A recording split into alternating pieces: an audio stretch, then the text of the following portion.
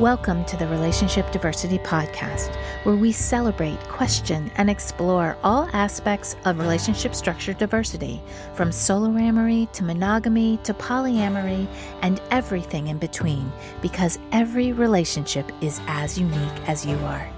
We'll bust through societal programming to break open and dissect everything we thought we knew about relationships, to ask the challenging but transformational questions: who am I, and what do I really want in my relationships? I'm your guide, Carrie Jaroslaw, best-selling author, speaker, intuitive, and coach. Join me as we reimagine all that our most intimate relationships can become.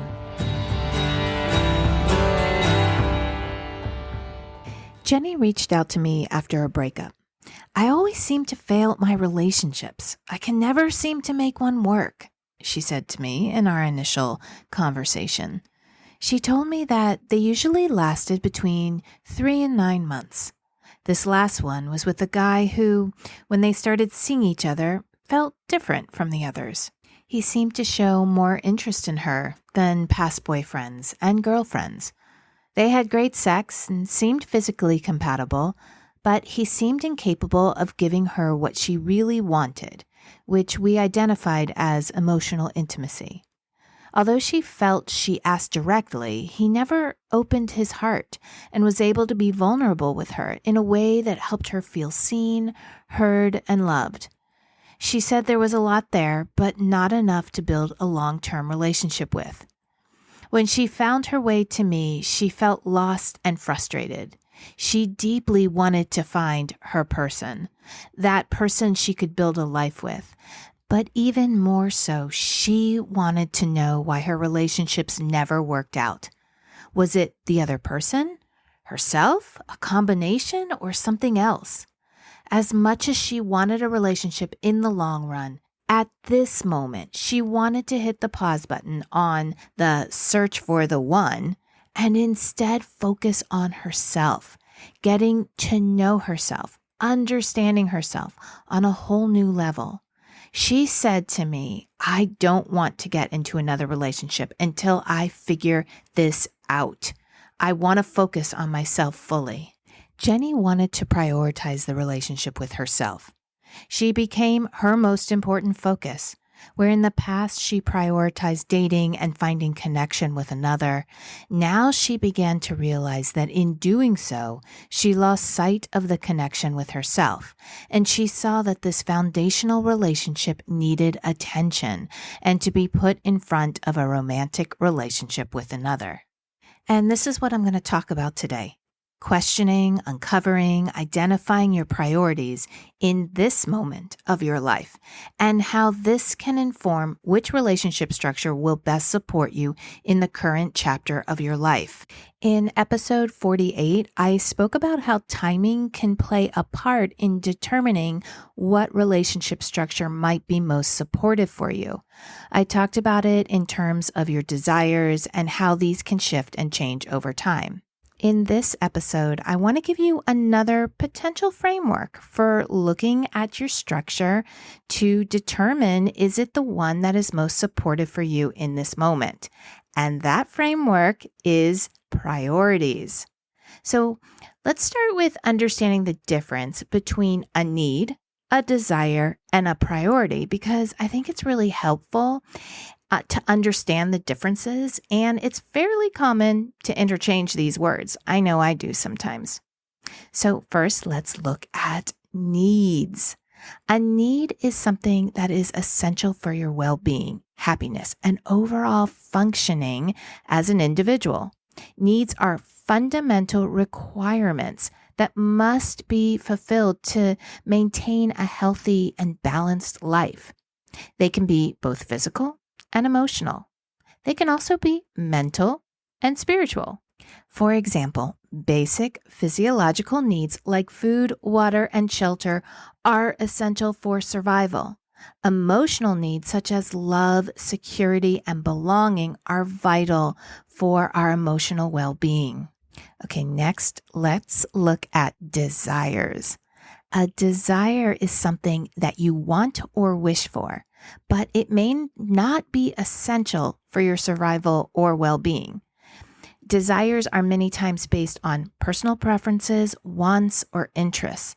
They can be specific goals, experiences, or material possessions that would bring joy or satisfaction to your life.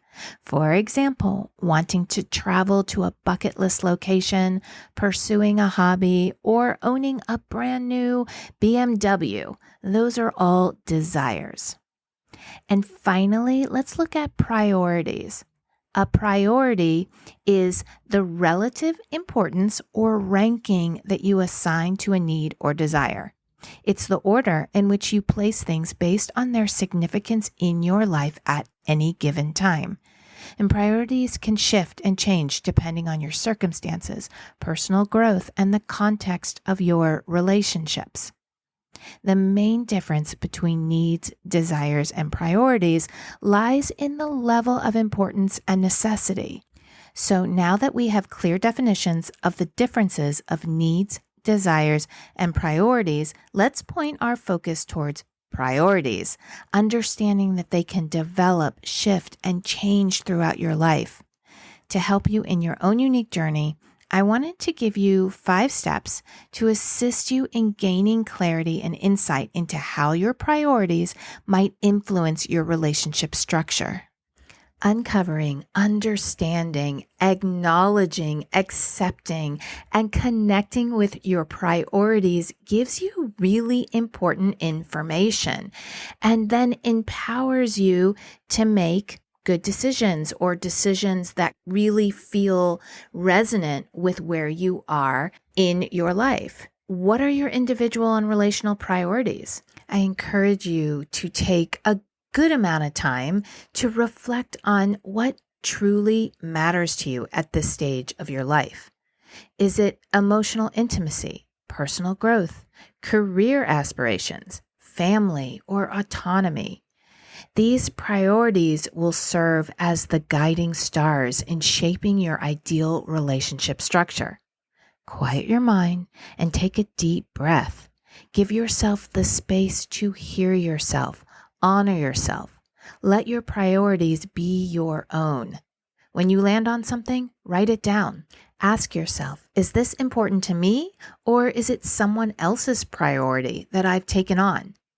This is the time to be intentionally and sacredly selfish. Be sure to take as long as you need. Possibly give yourself an entire week or an entire month where you're engaged in the inquiry and exploration.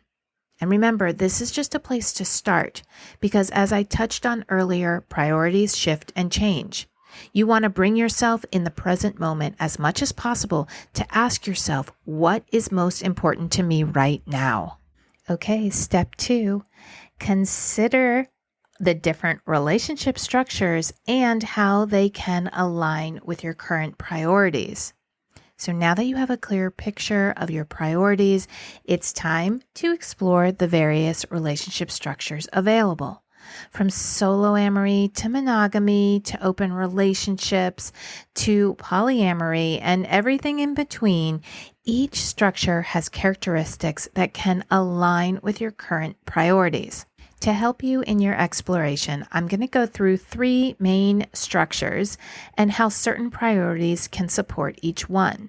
This is by no means an exhaustive list, but hopefully it'll help you start the exploration. Okay, so here are some priorities that support soloamory or the desire to be solo or single.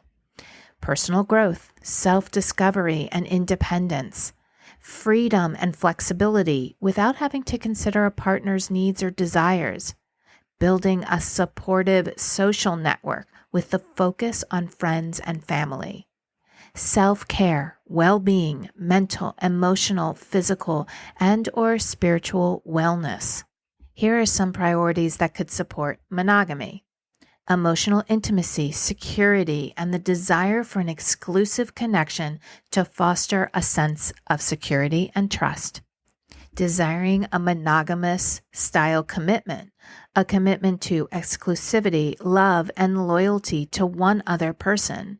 And sometimes when people are healing continued infidelity or lost trust, possibly as a child, this commitment from one person one other person can be really healing. Starting a family.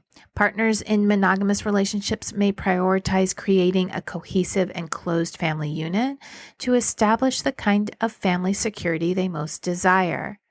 And the monogamous communication style of clear and direct communication with a single partner to ensure understanding and harmony within self and the partnership.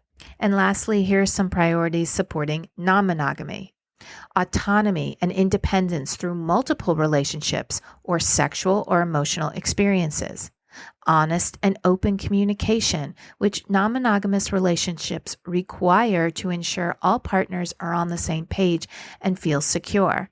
Emotional growth and exploration from different types of connections. And just to note that this one can be supported by all structures, so getting clear on what kind of emotional, mental, and spiritual growth you are wanting is really important. And exploration into identity, whether sexual or gender, and acceptance, honoring your identity. For example, if someone identifies as bisexual, they are more able to honor their identity by having the ability to explore all of their desires. Remember that these are just examples and priorities can vary widely among individuals, even within the same relationship structure. The key is to understand these so that you can communicate your priorities openly and honestly with potential or current partners, which helps to ensure compatibility and alignment in your relationship. So more on the communication part of it in step 4. Now on to step 3, embracing change and evolving priorities. Life is dynamic, and so are our desires and priorities. What might be the perfect relationship structure for you now might evolve as you grow and experience new things. Also, what might have been the perfect structure for you 10 years ago, or for example, before you had kids, may have shifted now that your kids are older or out of the house. It's essential to continually connect with yourself and your partner to understand how your priorities might be shifting. Like I said in step 1, coming to the present moment while going through this exploration is so important. It could be helpful to do a relationship timeline inventory, going through the major chapters of your life, looking at what structure you might have been engaged in, and see what your priorities might have been at that time. Can you see how your priorities may have shifted throughout time? Remember, this is natural and normal. Okay, step 4, communicating changes in priorities with your partner. So maybe through this exploration, you have given yourself the space to compassionately acknowledge your current priorities for the first time in your life. Or maybe you've realized that your priorities have shifted. Whichever scenario, it's essential to have an open and honest conversation with your partner. Remember, communication is the key to a successful and fulfilling relationship. Approach the conversation with empathy and respect, acknowledging that it's natural for priorities to change over time. Share your thoughts and feelings with your partner, emphasizing that this isn't a rejection of the current relationship structure, but rather a reflection of your personal growth. Encourage your partner to share their own feelings and thoughts by genuinely asking questions, sharing the experience you've gone through to look at and acknowledge your current priorities. The goal is to foster understanding and find a solution, a creative solution that respects both of your priorities as well as your needs and desires. And lastly, step number 5, embracing flexibility and compromise. Relationships require flexibility and compromise, especially when it comes to adapting to shifting priorities. Your partner might also experience changes in their own priorities, and together you can explore new possibilities that suit both of your evolving needs. I've said this before and I'll say it again. Most of us want all or nothing. And so this is where creativity and compromise can come in. Ask yourself, how you can bring qualities of the desired structure into your current structure. For example, if you have identified that your current priorities are pointing you in the direction of soloamory, but either you're not ready to go into that structure fully, or you really enjoy parts of your current structure, which could be monogamy or non-monogamy, ask yourself how you can bring aspects of soloamory into your current structure. You can do this by prioritizing self-care, reflection, looking into new hobbies or interests.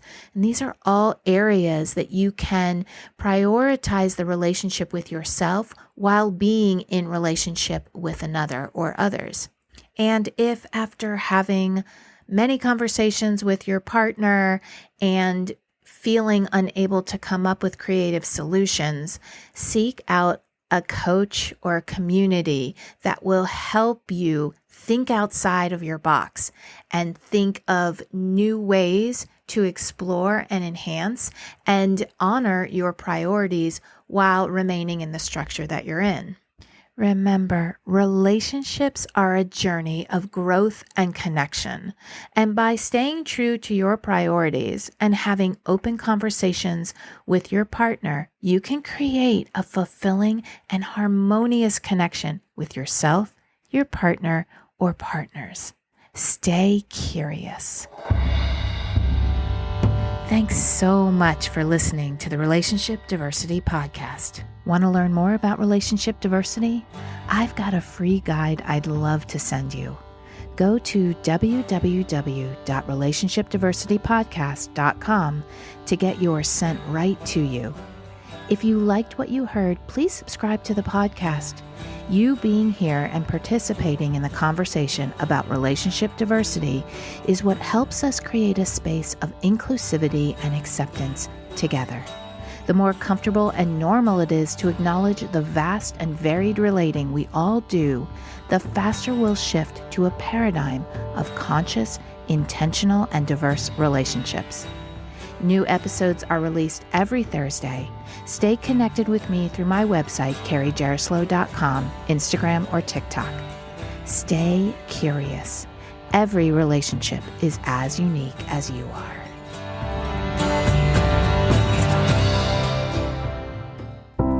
Are you wondering why you never seem to find lasting fulfillment in your relationships? Or do you create the same kinds of relationship experiences over and over again? Can you never seem to find even one person who you want to explore a relationship with? Have you just given up hope altogether? If this sounds like you, my recent book, Why Do They Always Break Up With Me, is the perfect place to start. The foundation of any relationship, whether intimate or not, is the relationship we have with ourselves. In the book, I lead you through 8 clear steps to start or continue your self-exploration journey.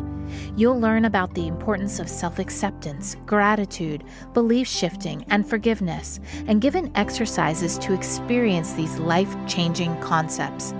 This is the process I use to shift my relationships from continual heartbreak to what they are now, fulfilling, soul-nourishing, compassionate, and loving. It is possible for you.